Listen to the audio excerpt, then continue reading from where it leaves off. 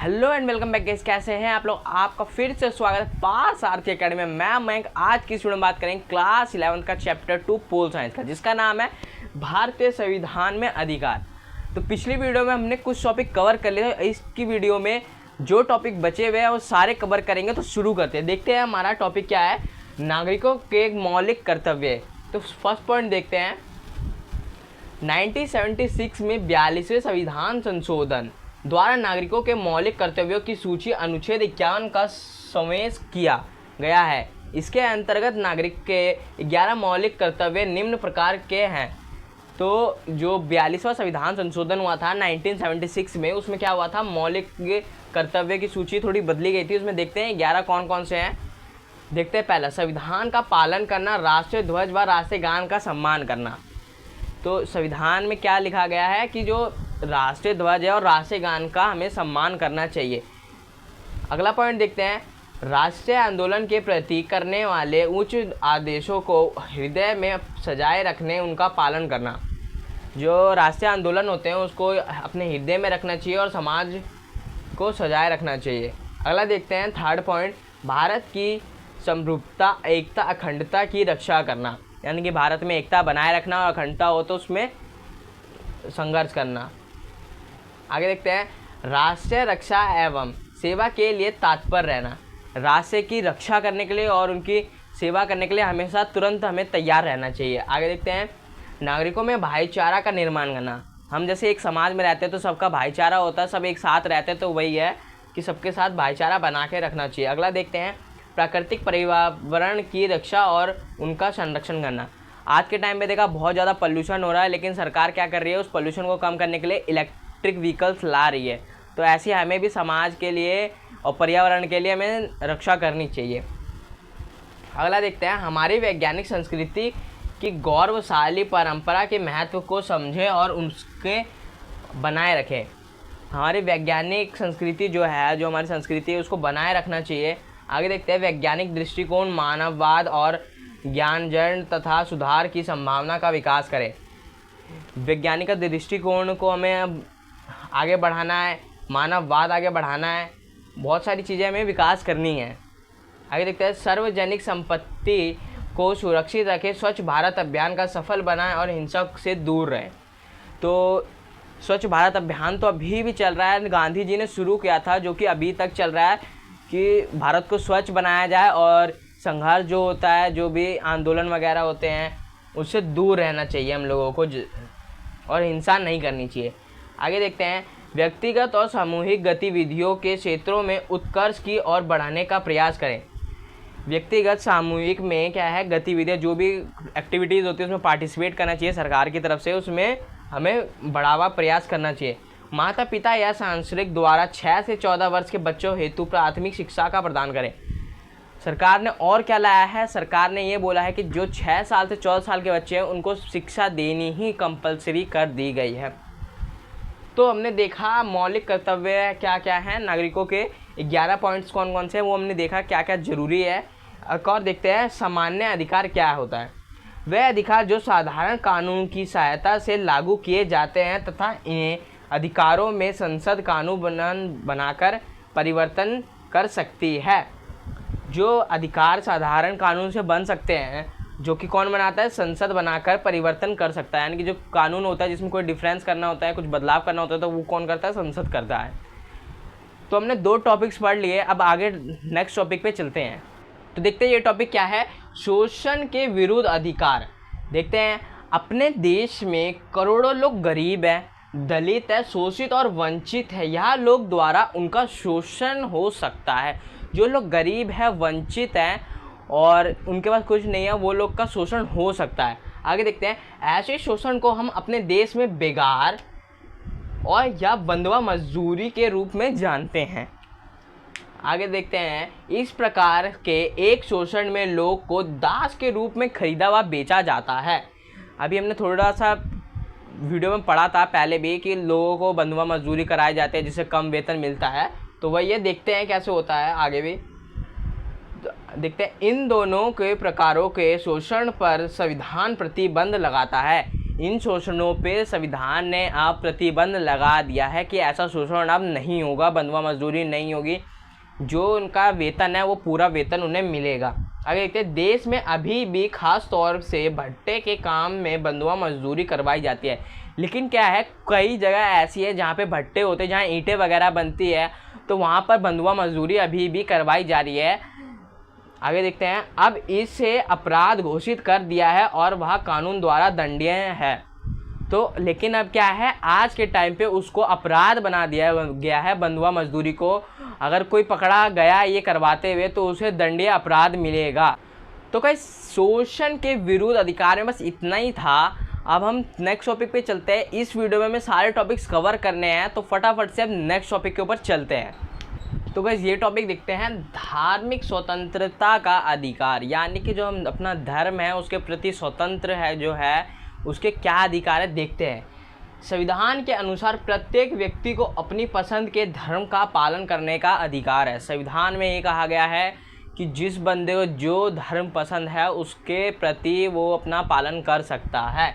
आगे देखते हैं, इस स्वतंत्र को लोकतंत्र का प्रतीक माना गया है। इस स्वतंत्रता को लोकतंत्र के प्रतीक माना गया है। आगे देखते हैं, दुनिया के अनेक देश के शासकों और राजाओं ने अपने अपने देशों की जनता का धर्म के स्वतंत्रता का अधिकार नहीं दिया है। दुनिया के कई देश ऐसे हैं जहां पर कोई भी लोग अपना धर्म छोड़ के दूसरे धर्म में नहीं जा सकता। अगला देखते हैं, शासकों से अलग धर्म को मानने वाले लोगों को या तो मार दिया या तो विवश किया गया। अगर कोई लोग क्या करते थे अलग देश में, जैसे वो अपना धर्म चेंज करते थे, या तो उसे लोग मार देते थे वहाँ के शासक, या तो उसे विवश करके वापसी अपने धर्म में ले आते थे। आगे देखते हैं, वह शासक द्वारा मान्य धर्म को स्वीकार कर लो, अतः लोकतंत्र में अपनी इच्छा के अनुसार धर्म का पालन करने की स्वतंत्रता को हमेशा एक बुनियादी सिद्धांत के रूप में स्वीकार किया गया है। वह शासक क्या करते थे, अपने धर्म को स्वीकार कर लेते थे जो धर्म में रहते थे, अतः वो लोग लोकतंत्र की इच्छा के अनुसार अपना धर्म का पालन करने की स्वतंत्रता को हमेशा एक बुनियादी सिद्धांत मानते थे, उसको स्वीकार कर लेते थे। तो देखा, धार्मिक स्वतंत्रता में इतना ही था। आगे हम नेक्स्ट टॉपिक के ऊपर चलते हैं फटाफट से। तो बस ये टॉपिक देखते क्या है, सांस्कृतिक और शैक्षिक अधिकार, यानी कि अपनी संस्कृति और शिक्षा का अधिकार देखते हैं।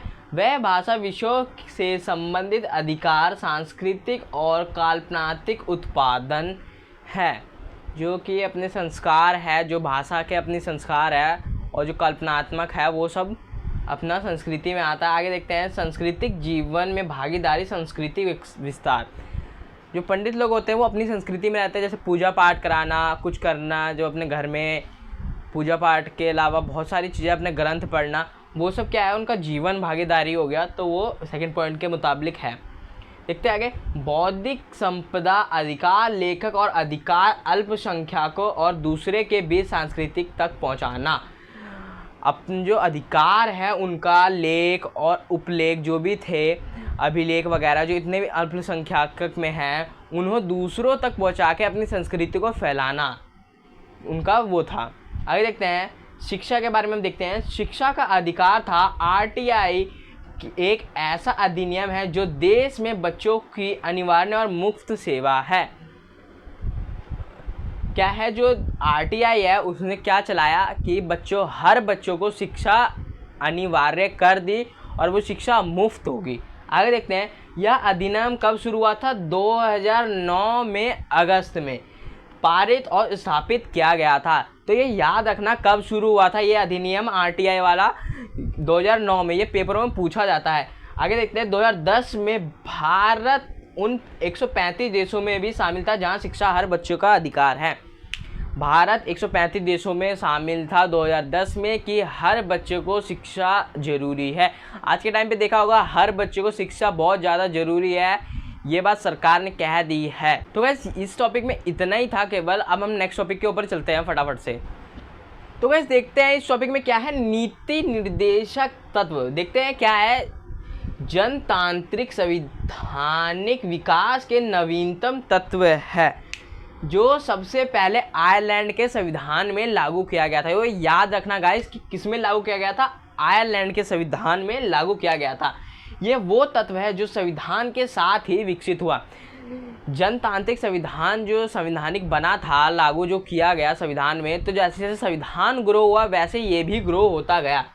आगे देखते हैं, इन तत्वों का कार्य एक जन कल्याणकारी राज्य की स्थापना करना है, यानी कि इसका काम है एक कल्याणकारी की राज्य की स्थापना करना, यानी कि एक विकसित देश और एक प्रॉपर सिटी टाइप का उसको बनाना। आगे देखते हैं, अगला टॉपिक क्या है हमारा, राज्य नीति निर्देशक तत्व क्या है। अब देखते हैं, फर्स्ट देखते हैं क्या है हमारा, स्वतंत्र भारत में सभी नागरिकों की समानता लाने और उनका कल्याण करने के लिए मौलिक अधिकारों के अलावा बहुत से नियम जरूरत थी। जब भारत है उसके सभी नागरिकों की समानता के लिए मौलिक अधिकार तो होने चाहिए, लेकिन उसके साथ साथ अलग अलग कुछ और भी नियम है जो वहाँ पे होने चाहिए। आगे देखते क्या है, राज्य के नीति निर्देशक तत्व के तहत ऐसे ही नीतिगत निर्देशक सरकार को दिए गए जिन्हें न्यायालय ने चुनौती नहीं दी। जो भी भारत के लिए कल्याण करने के लिए जो भी जरूरी था वो लोगों ने वहाँ पे दिए न्यायालय में, लेकिन उन्हें क्या किया, उन्हें चुनौती दी गई, उन्हें स्वीकार नहीं किया। आगे देखते हैं, परंतु इन्हें लागू करने के लिए सरकार से आग्रह किया जा सकता है, लेकिन वहाँ पे भारत में वो नियम को लागू करने के लिए सरकार से बार बार आग्रह किया जा रहा है कि इन्हें यहाँ पे लागू करें। आगे देखते हैं, सेकंड क्या है, सेकंड पॉइंट है इसका नीति निर्देशक तत्व का। देखते हैं सेकंड क्या है, प्रमुख नीति निर्देशक तत्व की सूची में 3 मुख्य बातें कौन कौन सी देखते हैं। वह लक्ष्य और उद्देश्य जो समाज के रूप में स्वीकार करना चाहिए, जो भी उद्देश्य हैं और जो भी समाज के रूप में हमें करना चाहिए उसको स्वीकार कर लेना चाहिए। आगे देखते हैं, सेकंड पॉइंट क्या है, वह अधिकार जो नागरिकों को मौलिक अधिकार के अलावा मिलना चाहिए। मौलिक अधिकार तो मिल गए, लेकिन उसके बाद जो उनको ज़रूरत है वो भी मिलना चाहिए। आगे देखते हैं, वे नीतियाँ जिन्हें सरकार को स्वीकार कर लेना चाहिए। जो अभी नीतियाँ यहाँ पे जो आग्रह करा जा रहा है कि ये लागू कर दो, नियम कर दो, तो वो उन्हें स्वीकार कर लेना चाहिए। तो गाइस इस टॉपिक में भी बस इतना ही था। अब हमारे पास सिर्फ 3 टॉपिक बचे हैं जिन्हें हमें फटाफट से कवर करना है, तो फटाफट से हम नेक्स्ट टॉपिक के ऊपर चलते हैं। तो गाइस ये टॉपिक देखते क्या है, नीति निर्देशक तत्वों और मौलिक अधिकारों में संबंध। देखते क्या है, दोनों एक दूसरों के पूरक हैं। जहां मौलिक अधिकार सरकार के कुछ कार्यों को प्रतिबंध लगाता है, वहां नीति निर्देशक तत्व उसे कुछ कार्यों का करने का प्रेरणा भी देता है। दोनों एक दूसरे के पूर्व हैं, यानी कि अलग अलग हैं। जो मौलिक अधिकार है वो सरकार को कुछ कार्यों को प्रतिबंध लगाता है करने से, लेकिन नीति निर्देशक तत्व क्या है, वह कार्य करने की प्रेरणा देता है। आगे देखते हैं, मौलिक अधिकार खास तौर पर व्यक्ति के अधिकारों से संरक्षित करते हैं, वहाँ नीति निर्देशक तत्व पूरे समाज के हित को बात करते हैं। मौलिक अधिकार क्या है, वो लोगों के बीच का होता है, मौलिक अधिकार लोगों तक में होता है, लेकिन नीति निर्देशक तत्व क्या है, वो पूरे समाज के लिए। तो गाइस देखा, दोनों 2 पॉइंट थे, बस इतना ही था। नीति निर्देशक तत्व और मौलिक अधिकार के संबंध के बीच क्या था, वही था। आगे देखते हैं, नीति निर्देशक तत्व एवं मौलिक अधिकारों में अंतर। नीति निर्देशक तत्व में क्या अंतर है और मौलिक अधिकार में क्या अंतर है, देखते हैं। पहले नीति निर्देशक तत्व देखते हैं। नीति निर्देशक तत्व को कानून सहयोग प्राप्त नहीं है। जो नीति निर्देशक तत्व है उसे कानून प्राप्त नहीं है। मौलिक अधिकार देखते हैं, मौलिक अधिकारों को कानूनी सहयोग प्राप्त है, यानी कि मौलिक अधिकार जो है उसमें कानूनी सहयोग है। आगे देखते हैं, नीति निर्देशक में उल्लंघन पर न्यायालय नहीं जा सकते। अगर नीति निर्देशक तत्व में कोई भी उल्लंघन करते हैं तो न्यायालय नहीं जा सकते, लेकिन अधिकारों में उल्लंघन करने पे न्यायालय जा सकते हैं। आगे देखते हैं, इनका संबंध समाज से है, यह भी हमने पढ़ा। नीति निर्देशक तत्व का समाज से है और मौलिक अधिकार व्यक्तियों के बीच का है। ठीक है, देखा था, हमने पढ़ा था अभी। आगे देखते हैं, नीति निर्देशक तत्व को अभी लागू नहीं किया है। नीति निर्देशक तत्व को अभी लागू नहीं किया है, लेकिन मौलिक अधिकार के उद्देश्य में राजनीति लोकतंत्र में स्थापना करना है। आगे देखते हैं, नीति निर्देशक तत्व सिद्धांतों के उद्देश्य सामाजिक आर्थिक लोकतंत्र की स्थापना करना है। जो नीति निर्देशक तत्व है वो समाज और आर्थिक लोकतंत्र की स्थापना करना है, लेकिन मौलिक अधिकार व्यक्ति के कल्याण को बढ़ावा देता है। तो गाइस देखा हमने नीति निर्देशक तत्व और मौलिक अधिकार क्या है, दोनों के बीच में अंतर देखा और दोनों के बीच का संबंध क्या है, ये दोनों टॉपिक में हमने पढ़ लिया। अब हम फटाफट से लास्ट टॉपिक के ऊपर चलते हैं, जो तो इस वीडियो का लास्ट टॉपिक है, देखते हैं क्या है, संवैधानिक उपचारों का अधिकार। फर्स्ट पॉइंट है क्या है हमारा, बंदी प्रत्यक्षीकरण। सेकंड है परमादेश। थर्ड है अधिकार परीक्षा। फोर्थ है निषेध आदेश एंड फिफ्थ है उत्प्रेक्षण रेट। तो इसे हम विस्तार में पढ़ेंगे, तो शुरू करते हैं। सबसे पहला पॉइंट है हमारा बंदी प्रत्यक्षीकरण। देखते हैं, इसके द्वारा न्यायालय किसी गिरफ्तार व्यक्ति को न्यायालय के सामने प्रस्तुत करने का आदेश देता है। अगर कोई व्यक्ति को गिरफ्तार कर लिया जाता है, न्यायालय का कहना है अगर तुमने किसी व्यक्ति को गिरफ्तार किया है तो उसे न्यायालय में प्रस्तुत करो। यदि गिरफ्तारी का तरीका या कारण गैर कानूनी है, असंतोषजनक हो, तो न्यायालय गिरफ्तारी व्यक्ति को छोड़ने का आदेश देता है। अगर पुलिस वाले किसी गलत तरीके से या फिर कोई गलत सूचना लेके उस बंदे को गिरफ्तार कर लेते हैं, तो न्यायालय उसे छोड़ने की परमिशन दे देता है। अगला पॉइंट देखते हैं, परमादेश क्या है। यह आदेश तब जारी किया जाता है जब न्यायालय को लगता है कि कोई सार्वजनिक पद अधिकारी अपने कानूनी और संवैधानिक दायित्व का पालन नहीं कर रहा है। यानी कि कोई जो नेता होता है वो अपने कार्य को नहीं कर रहा, कुछ गैर कानूनी काम कर रहा है या फिर अपने कानून को तोड़ रहा है, तो उसे क्या करते हैं, इसमें किसी व्यक्ति का मौलिक अधिकार भी प्रभावित होता है। अगर उसका कोई मौलिक अधिकार का उल्लंघन हो रहा है या फिर कोई उसको परेशानी हो रही है, तो उसको परमादेश कर दिया जाता है, यानी कि उसे वहाँ से निकाल दिया जाता है। तो हमने ये दोनों पढ़ा, बंदी प्रत्यक्षीकरण और परमादेश। अब हम 3 बचे हैं हमारे पास, जल्दी पढ़ते हैं आगे। तो गाइस देखते हैं, निषेध आदेश क्या है। जब कोई निचली अदालत अपने अधिकार क्षेत्र का अतिक्रमण करके किसी मुकदमे की सुनवाई करती है, तो ऊपर अदालत उसे ऐसा करने से रोकने के लिए निषेध आदेश जारी करता है। यानी कि जो कोई निचली जो अदालत होती है उसमें जो वो सुनवाई नहीं करनी, लेकिन वो सुनवाई करती है उस केस की, तो हाई कोर्ट है वहाँ से उसको रोकने का आदेश जारी कर दिया जाता है। आगे देखते हैं, अधिकार परीक्षा। जब न्यायालय को लगता है कि कोई व्यक्ति जैसे पद पर नियुक्त हो गया है जिस पर उसका कोई कानूनी हक नहीं है, जब न्यायालय अधिकार परीक्षा आदेश के द्वारा उसे उस पद से कार्य करने से रोक दिया जाता है। तो अधिकार परीक्षा में क्या है, न्यायालय को जब लगता है कि वो बंदा नेता नहीं बनना चाहिए था, तो उसे कुछ कार्य जो कर रहा है वो करने से रोक दिया जाता है, उसे नेता पद से हटा दिया जाता है। आगे देखते हैं, तो लास्ट टॉपिक का लास्ट पॉइंट है उत्प्रेक्षण रेट। देखते हैं क्या है इसमें। जब कोई निचली अदालत का सरकारी अधिकारी बिना किसी अधिकार के कोई कार्य करता है, यानी कि जो निचली अदालत है उसका जो कोई अधिकारी है वो बिना अधिकार के जो कुछ कार्य करता है, तो क्या होता है, तो न्यायालय उसके समक्ष विचाराधीन मामले को उसे लेकर उत्प्रेक्षण द्वारा उसे ऊपर के अदालत या अधिकार को हस्तांतरित कर देता है। यानी कि उस बंदे को विचाराधीन कर देते हैं और उसे अदालत में अधिकार को हस्तांतरित कर देते हैं, यानी कि उसे कुछ टाइम के लिए सस्पेंड कर देते हैं। तो लास्ट टॉपिक के लास्ट पॉइंट में था कि कोई बंदा अधिकार के बिना कोई काम करता है तो उसे सस्पेंड कर दिया जाता है। तो गाइस लास्ट टॉपिक का लास्ट पॉइंट में बस यही था कि जो बंदा बिना अधिकार के काम करता है तो उसे सस्पेंड कर दिया जाता है।